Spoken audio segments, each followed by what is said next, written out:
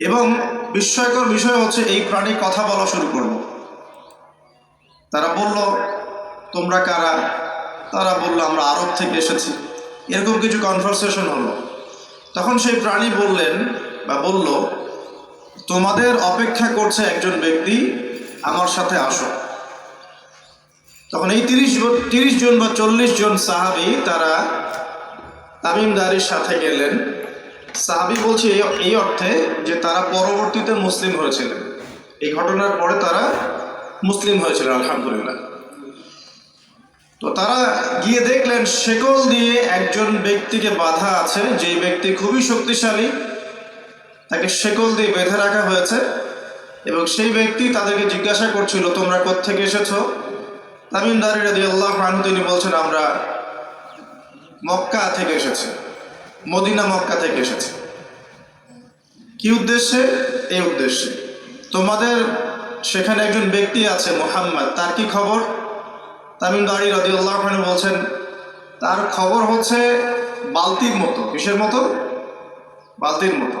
কখনো তিনি বিজয় লাভ করছেন, কখনো আবার মুশরিকরা বিজয় লাভ করছে। মানে বদরের যুদ্ধে তিনি জয়লাভ করেছেন, উহুদের যুদ্ধে আবার মুশরিকরা মুসলিমদেরকে বিপর্যয়ের সম্মুখীন করেছেন।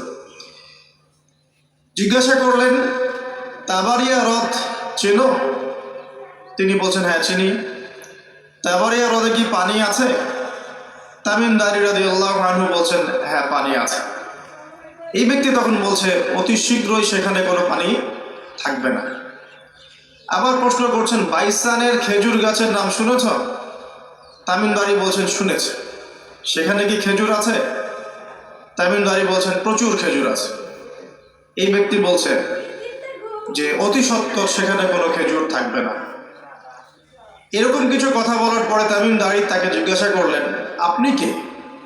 এত প্রশ্ন জিজ্ঞাসা করছেন, তুমি কে? তোমার পরিচয় দাও। তখন এই ব্যক্তি বলছিলেন, আমার পরিচয় তোমরা খুব শীঘ্রই জানতে পারবে। অতি শীঘ্রই আমি এই শেকল থেকে মুক্ত হব এবং পুরো পৃথিবীতে আমি 40 দিন রাজত্ব করব। কতদিন? 40 দিন। তবে মক্কা এবং মদিনায় আমি প্রবেশ করতে পারবো না, কারণ সেখানে প্রবেশ করতে ধরলেই দেখা যাবে আল্লাহর ফেরেশতারা খোলা তরবারি হাতে মক্কা মদিনা পাহারা দিচ্ছে। তবে আমি আমার পরিচয় জানিয়ে দিচ্ছি, আমি হচ্ছি তামিম দারি রাদিয়াল্লাহু আনহু। তিনি এসে এই ঘটনা নবী সাল্লাল্লাহু আলাইহি ওয়াসাল্লামকে বললেন। বলার পরে নবী সাল্লাল্লাহু আলাইহি ওয়াসাল্লাম তার চেহারাটা উজ্জ্বল হয়ে উঠল। তিনি মিম্বরে দাঁড়িয়ে বললেন, আমি কি তোমাদেরকে বলিনি এইরকম একটা সত্তার কথা, এমন একটা ভয়ঙ্কর ফিতনার কথা? সাহাবীরা বললেন, হ্যাঁ আপনি বলেছিলেন। তামিম দারি আজকে সেটাই দেখে এসেছে, তোমাদেরকে সেই ঘটনা সে ব্যক্ত করছে। এখান থেকে আমরা বুঝতে পারলাম যে একটা দ্বীপের মধ্যে বন্দী ছিল বা আছে, হয় ছিল বা আছে। এখন ছিল না এখনো আছে, এর উত্তর খুঁজতে হলে আরেকটা হাদিস দেখতে হবে। এটা কোন হাদিস? সহিহ মুসলিমের। নবী সাল্লাল্লাহু আলাইহি ওয়াসাল্লাম মদিনায় বসবাস করছেন, মক্কা থেকে হিজরত করে মদিনায় এসেছেন। মদিনায় মাশাআল্লাহ তিনি ইসলামিক রাষ্ট্র প্রতিষ্ঠা করেছেন। বদরের যুদ্ধ হয়েছে, উহুদের যুদ্ধ হয়েছে, খন্দকের যুদ্ধ হয়েছে। ইসলামের একটা পুরো খিলাফা স্টেট যেটা আমরা বলি সেটা কায়েম হয়েছে। এর মধ্যে খবর এলো একটি মায়ের একটা সন্তান হয়েছে, এই সন্তানটার সাথে যে আলামত এগুলো মিলে যাচ্ছে। ঠিক আছে, এই সন্তানের নাম হচ্ছে ইবনে সাইয়্যিদ। কি নাম? ইবনে সাইয়্যিদ। তো নবী সাল্লাল্লাহু আলাইহি ওয়াসাল্লাম ওমর রাদিয়াল্লাহু আনহু এবং অন্যান্য সাহাবীদেরকে নিয়ে ইনভেস্টিগেট করতে গেলেন। ইনভেস্টিগেট করতে গিয়ে তাকে ডাকলেন। ইবনে সাইয়্যিদকে ডেকে বললেন, তার চুলগুলো কোঁকড়ানো ছিল, চুলের মতোই।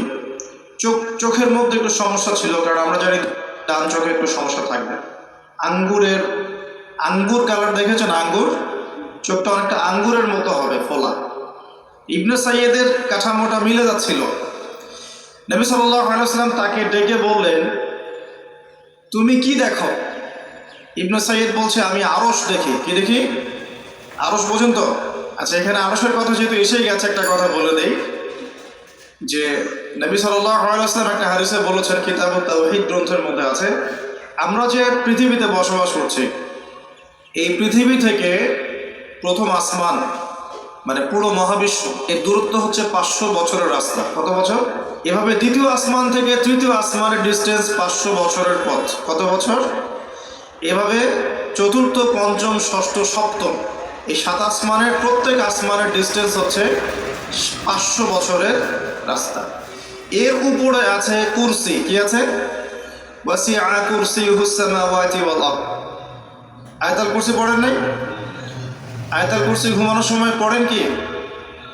যে ব্যক্তি ঘুমানোর সময় আয়াতুল কুরসি পড়ে সারা রাত আল্লাহর পক্ষ থেকে একজন ফেরেশতা তাকে পাহারা দিবে ইনশাআল্লাহ।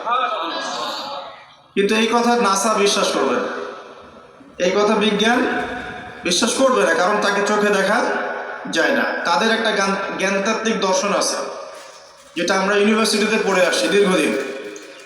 সেটা হলো যা চাক্ষুষ দেখা যায় না এগুলোতে বিশ্বাস করতে নাই। পরীক্ষা নিরীক্ষা পর্যবেক্ষণের মাধ্যমে যখন কোনো সিদ্ধান্ত পাওয়া যাবে সেটাই জ্ঞান, এছাড়া জ্ঞানের কোনো অস্তিত্ব নাই। স্কুল থেকে শুরু করে পিএইচডি ডিগ্রি পর্যন্ত এই দর্শনের উপর ডিপেন্ড করে শিক্ষা নিচ্ছি আমরা সবাই। এখন যা দেখি না বিশ্বাস করব না। এই কারণে পশ্চিমার আল্লাহকে বিশ্বাস করে না, আল্লাহকে দেখা যায় না। ফেরেশতাকে বিশ্বাস করবে না, বলবে যে বোগাস কথাবার্তা। কোথায় ফেরেশতা দেখা যায়?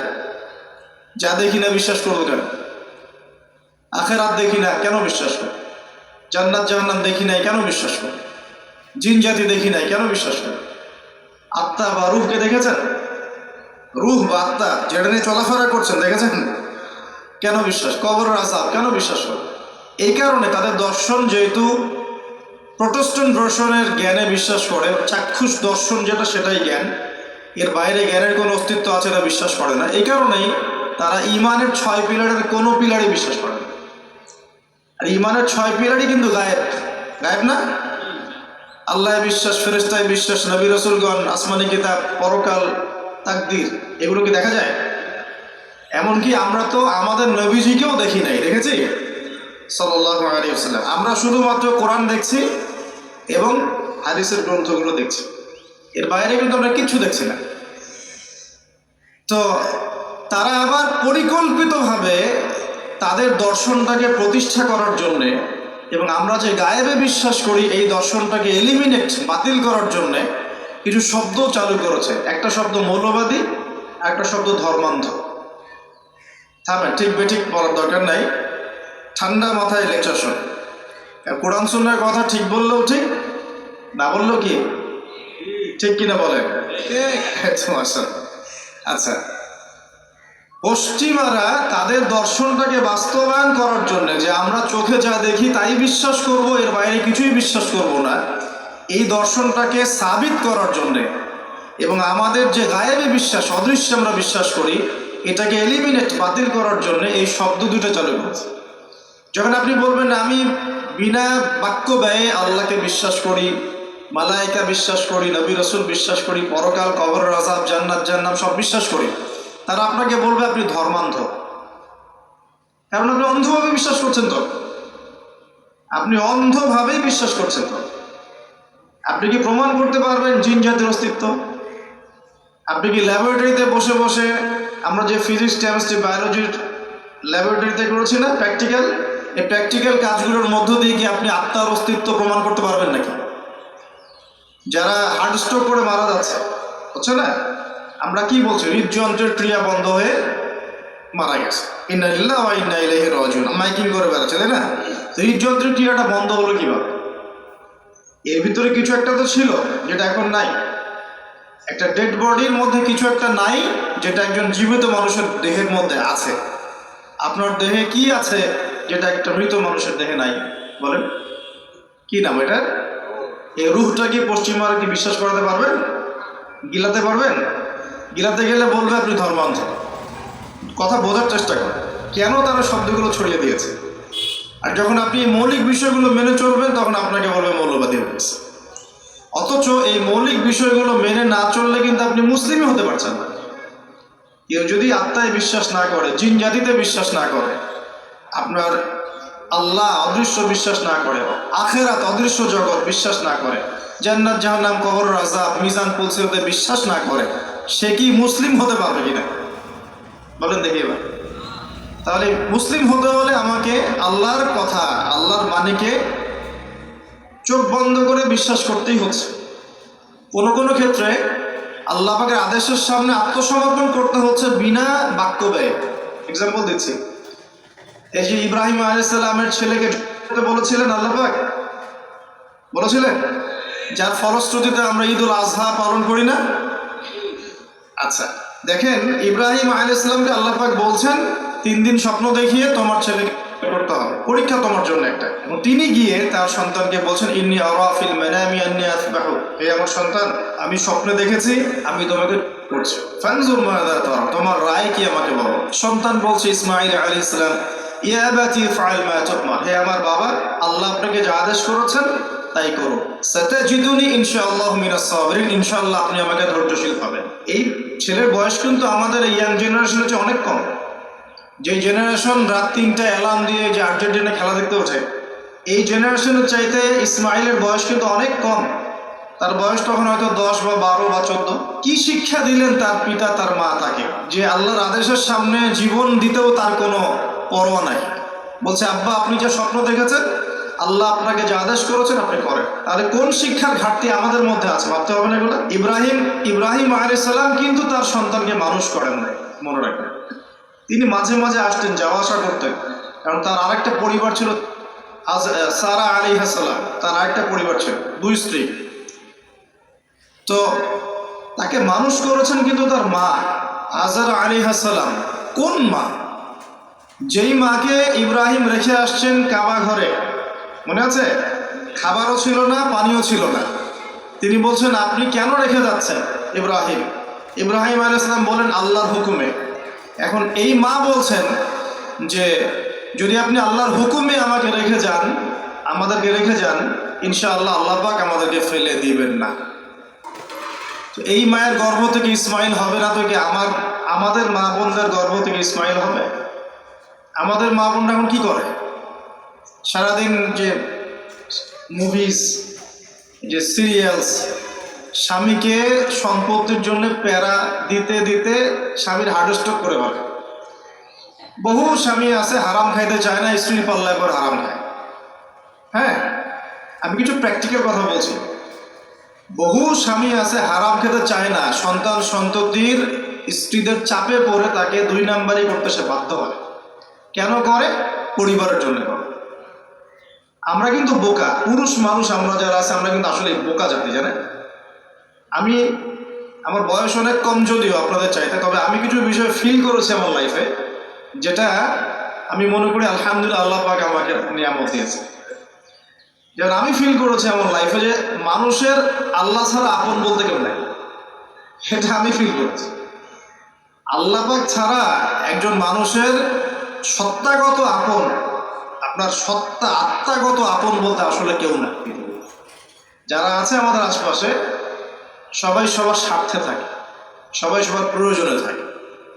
প্রয়োজন শেষ হলে আপনাকে চিনবেও না অনেকে।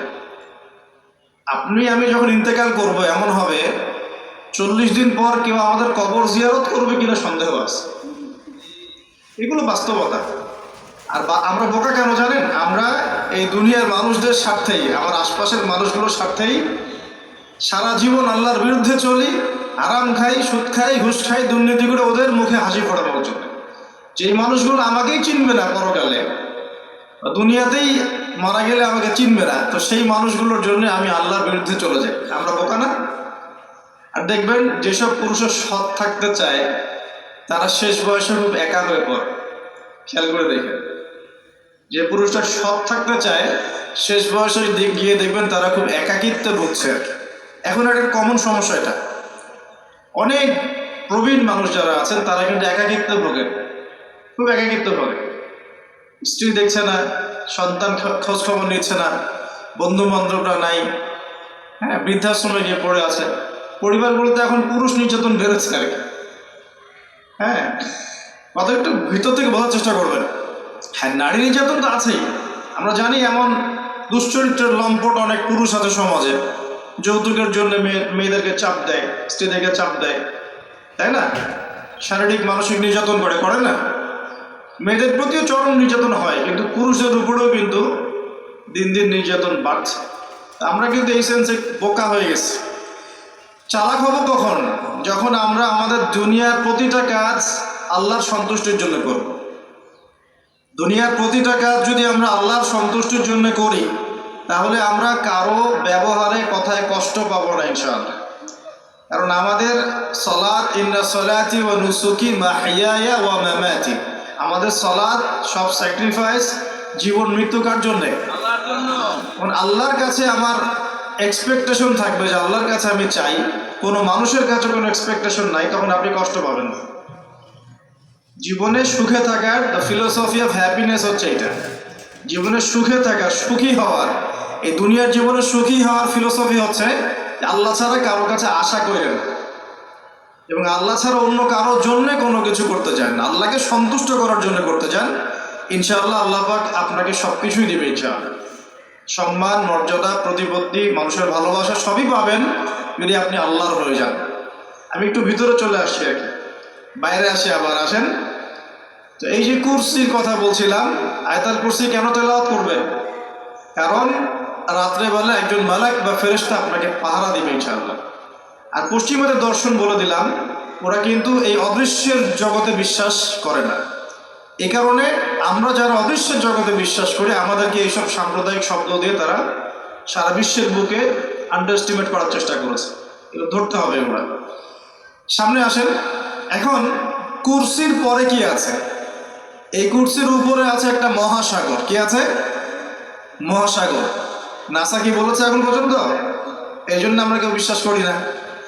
কালকেই যদি দেখবেন নাসা বলে দেয় হ্যাঁ একটা মহাসাগরের সন্ধান পাওয়া গেছে, পৃথিবী থেকে লক্ষ কোটি আলোকবর্ষ দূরে, নাম দিয়ে দিল যে .FM0000mm2, একটা নাম দিয়ে দিল। ওরা তো এরকম নাম দেয় আর কি, তাই না? বাস তখন কিন্তু দেখবেন সারা বিশ্বের মানুষ চোখ বন্ধ করে বিশ্বাস করবে কি না?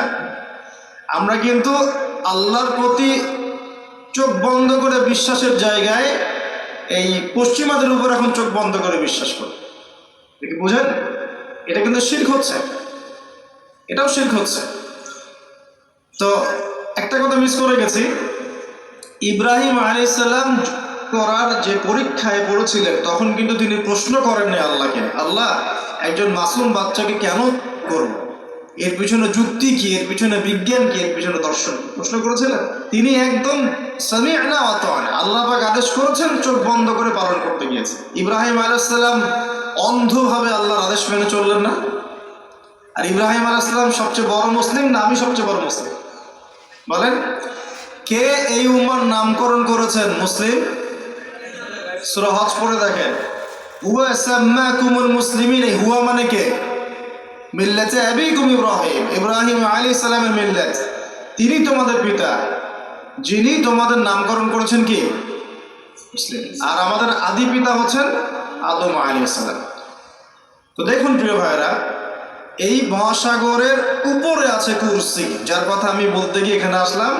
ইবনে সাইয়্যিদ কি বলছে, সে কি দেখে মনে আছে না ভুলে গেছে? ইবনে সাইয়্যিদ কে? নবী সাল্লাল্লাহু আলাইহি ওয়াসাল্লাম যাকে ইনভেস্টিগেট করছেন মদিনায়, কোথায়? খেয়াল রাখেন, তামিমদারি দ্বীপে দেখে আসছেন। কোথায় দেখে আসছেন? দ্বীপে। আর নবী সাল্লাল্লাহু আলাইহি ওয়াসাল্লাম ইনভেস্টিগেট করছেন কোথায়? মদিনায়। আচ্ছা, তো এখন এই ব্যক্তি বলছে আমি আরশ দেখি। নবী সাল্লাল্লাহু আলাইহি ওয়াসাল্লাম বলে আরশ কোথায়? সে বলছে আরশ পানির উপরে। কোথায়? পানির উপর। তখন নবী সাল্লাল্লাহু আলাইহি ওয়াসাল্লাম বলছেন তুমি তো তাহলে শয়তানের আরশ দেখছো। আরশ দেখছে? শয়তানের কিন্তু আরশ আছে, শয়তানেরও কিন্তু একটা আরশ আছে। কোথায় এটা জানেন? সমুদ্রের উপরে। অনেকে বলে যে ভাই বারমুদা ট্রায়াঙ্গেলে আছে নাকি, এটা আমরা জানি না, এভাবে বলা যাবে না, এটা আমরা ব্যাখ্যা করতে পারবো না, আল্লাহ ভালো জানে। তো এখন শয়তানও কিন্তু সিংহাসনে বসে, দিন শেষে বসে ওর যে চেলা চামুন্ডা যারা আছে ওদেরকে ডাকে, ডেকে বলে আজকে কি করাইছো তোমরা? একজন বলে যে আমি তো জেনা করাই দিছি দুজনের মধ্যে, আমি মদ খাইয়েছি মানুষকে, আমি মানুষকে পরকীয়া লিপ্ত করেছি, আমি একজনকে একজনের বিরুদ্ধে উস্কে দিয়ে হত্যা করিয়ে দিয়েছি। এরকম করে শয়তানরা বলতে থাকে। তো ইবলিস বলে না, তোমরা তেমন কোনো কাজ করতে পারো না। ইতিমধ্যে একজন শয়তান এসে বলে যে আমি একটা কাজ করেছি। কি কাজ করেছো? যে আমি একটা পরিবারের স্বামী স্ত্রীর মধ্যে বিচ্ছেদ ঘটিয়ে দিয়েছি। কি করেছে? এটা এখন বেশি হচ্ছে না? বেশি হচ্ছে না? আপনারা খবর রাখেন না মনে হয়, পড়াশোনা করে দেখেন, প্রতি 3-4 মিনিট একটা ডিভোর্সের ঘটনা ঘটে, প্রতি 3-4 মিনিটের মধ্যে। এবার শয়তান তাকে ডাকে, এদিকে আসো, তুমি একটা কাজের কাজ করেছো। তখন নিজের গলার যে মালা বা যেটা আমরা গোল্ড মেডেল বলি, অ্যাওয়ার্ড যেটা বলি, এটা তার গলায় সে পরিয়ে দেয়, দিয়ে বলে তুমি একটা কাজের কাজ করেছো। তার মানে আমরা বুঝতে পারলাম শয়তানের কাছে সবচেয়ে বড় একটা মিশন কি? পরিবারগুলোকে ধ্বংস করে দেয়। খুব সতর্ক থাকতে হবে আমাদের সবাইকে। আল্লাহ পাক আমাদের সবাইকে ধৈর্য দান করেন। আর পরিবার টিকে থাকে ধৈর্যের উপরে। আরেকটা বিষয় বলে দিই, স্বামী স্ত্রীর মধ্যে, যুবকরা এটা উপকৃত হবেন ইনশাল্লাহ, স্বামী স্ত্রীর মধ্যে শুধুমাত্র ভালোবাসা পরিবার টিকানোর জন্য যথেষ্ট না। স্বামী স্ত্রীর মধ্যে ভালোবাসার চাইতেও বেশি প্রয়োজন হচ্ছে একে অপরের প্রতি বিশ্বাস। কি দরকার? বিশ্বাস না থাকলে ভালোবাসা টিকবে না। প্রয়োজন একে অপরের সম্মানবোধ, একজন একজনের সম্মানটা যেন বোঝে, এবং আনুগত্যের প্রয়োজন আছে। স্ত্রীরা যদি স্বামীদের আনুগত্য না করে সংসার টিকে না, সংসার ভেঙে যায়। বিশ্বাস, আনুগত্য, ভক্তি, সম্মান, শ্রদ্ধা, এর সাথে যখন ভালোবাসা যুক্ত হবে তখন পরিবারটা ইনশাল্লাহ জান্নাতি পরিবার।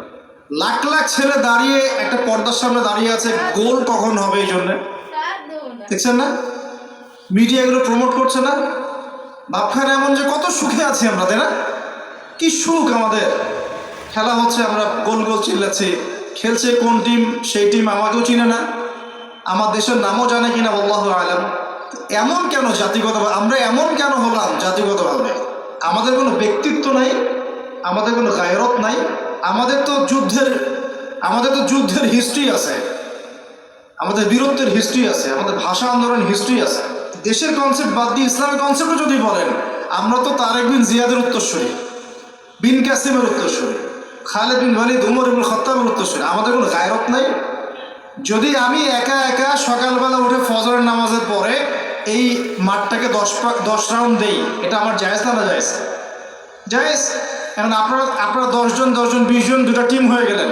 আমি তো টুকটাক খেলাধুলার মধ্যে ছিলাম, টিম হয়ে গেলেন, এখন আপনারা খেলছেন ফুটবল, 1 ঘন্টা আধা ঘন্টা খেলবেন, জায়েজ না? না জায়েজ?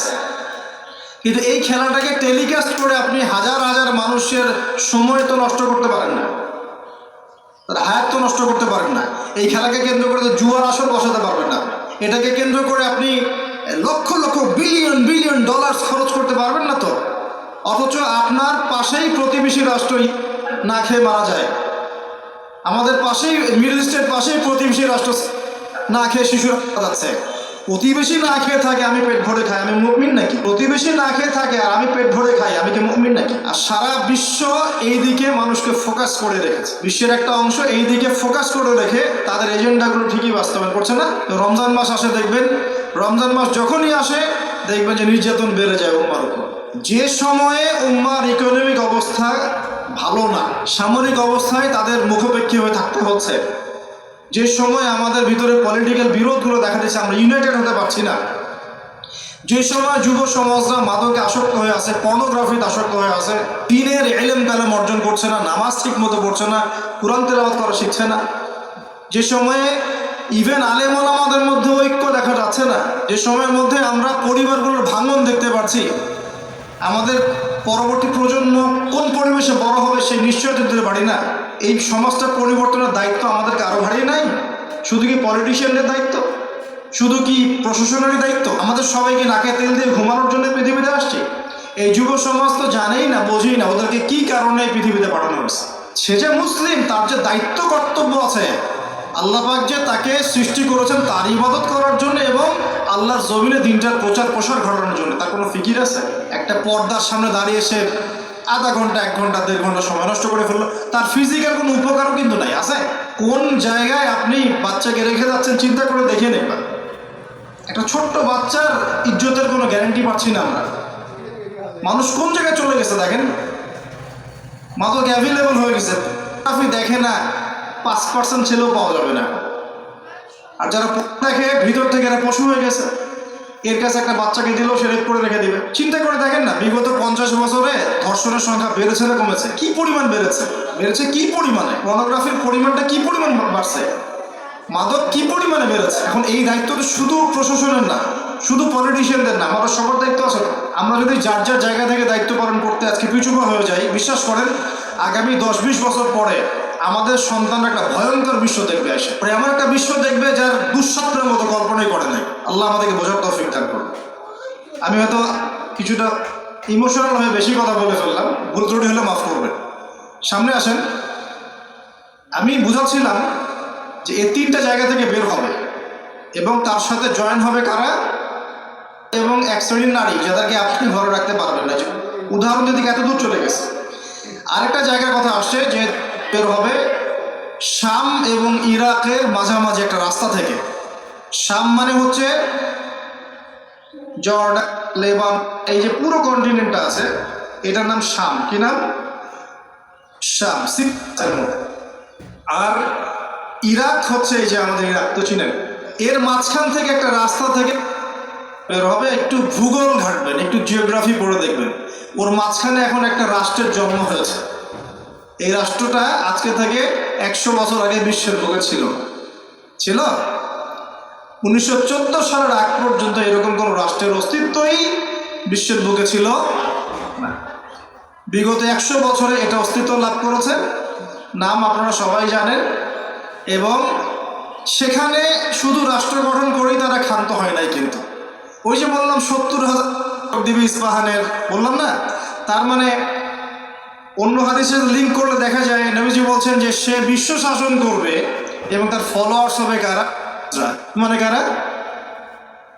তো সে যদি রাষ্ট্রকে অলরেডি করে ফেলে এবং সেখানে যদি বিশ্বের সমস্ত জায়গা থেকে সেও যায় এবং ওরা সেখানে শক্তিশালী হয়ে যায়, তার সশরীরে বের না হলেও তার অনুসারীরা কি বের হয় নাই?